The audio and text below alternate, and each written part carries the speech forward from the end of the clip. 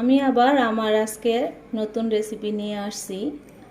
আমার আজকের নতুন রেসিপি হলো কলা দিয়ে নারকেল দুধের গুঁড়া দিয়ে পিঠা একটা তৈরি করব। আমি নারকেল নিয়েছি, দুধের গুঁড়া নিয়েছি, কলা নিয়েছি 6টা, ময়দা দিয়ে পিঠাটা আমি তৈরি করব। আমি কলাগুলা আস্তে আস্তে করে ছুলে নিচ্ছি। ছিলে দিয়ে দিলাম। প্রথমে কলার মুখগুলো আমি ছুরি দিয়ে কেটে নিয়েছিলাম। একে একে করে আমি এভাবে এখন আমি কলার ছোলা শেষ। তারপরে আমি এই গুঁড়া দুধটা অ্যাড করে দিলাম।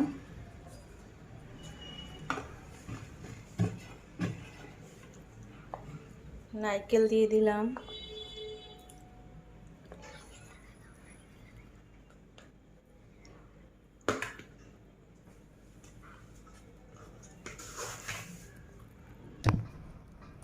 তারপরে 1 কাপ চিনি দিয়ে দিলাম। ভালো করে আমার মাখাইতে হবে। এই যে দেখুন, এইভাবে আস্তে আস্তে করে একদম মিক্স করে দিতে হবে।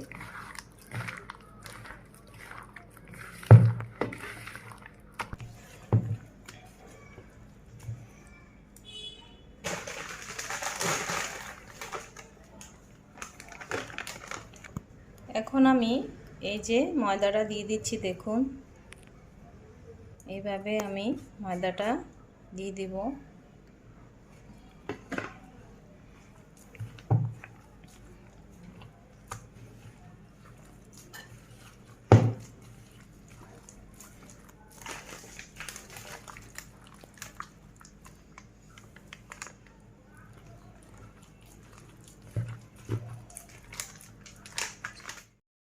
আমি স্বাদ মতো লবণ দিয়ে দিলাম।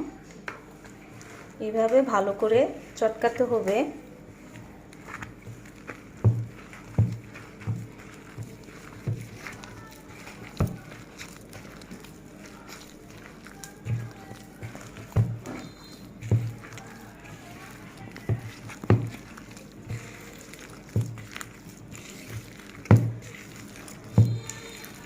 এটা আপনারা বিকালের নাস্তা কম সময়ের মধ্যে এটা বানাতে পারবেন। বাচ্চারা খুবই পছন্দ করবে। আপনারা বাসায় চেষ্টা করে দেখুন, আপনারাও পারবেন এই নাস্তাটা তৈরি করার জন্য।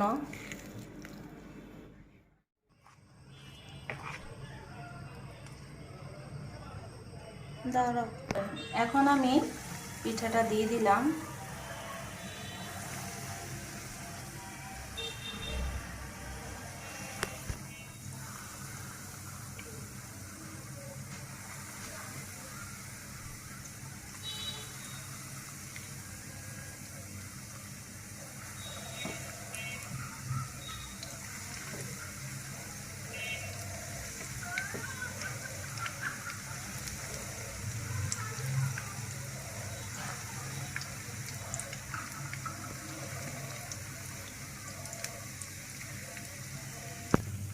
দেখুন আমার পিঠাটা অনেক ফুলে গিয়েছে।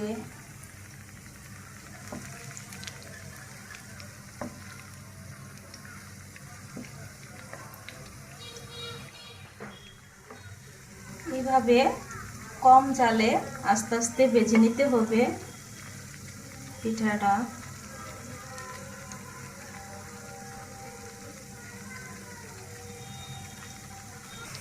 দেখুন পিঠাটা অনেক ফুলে গিয়েছে। আস্তে আস্তে কম জালের মধ্যে পিঠাটা ভাজতে হবে, তাহলে আস্তে আস্তে পিঠাটা অনেক ফুলবে। তার জন্য কম জালে পিঠাটা ভাজতে হবে। দেখুন আমার পিঠাটা হয়ে গিয়েছে।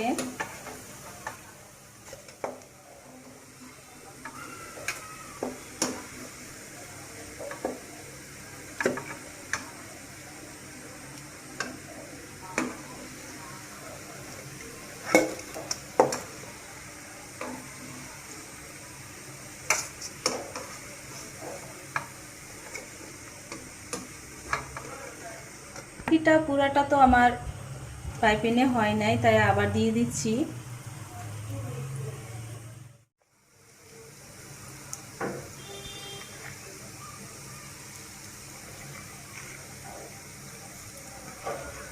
আপনারাও বাসায় ট্রাই করে দেখবেন, আপনারাও পারবেন এইভাবে পিঠাটা তৈরি করার জন্য। খুবই সহজ একটা পিঠা। এটা ছোট বড় বাচ্চার যে কোনো, বড় ছোট সবাই এই পিঠাটা পছন্দ করবে। একদম কম মিষ্টি দিয়ে বানানো একটা পিঠা, একদম মজাদার। আপনারা বানিয়ে খেলে বুঝবেন পিঠাটা কত মজা। হয়ে গেল আমার কলার পিঠাটা, একদম মজাদার একটা পিঠা। সবাই পছন্দ করবে, ছোট বড় সবাই পছন্দ করবে। আপনি চেষ্টা করে দেখুন বাসায়, সবাই খেতে বারবার খেতে ইচ্ছে করবে। আমার রেসিপিটা যদি ভালো লাগে অবশ্যই লাইক দিবেন, শেয়ার করবেন, সাবস্ক্রাইব করে দিবেন। আসসালামু আলাইকুম, আল্লাহ হাফেজ।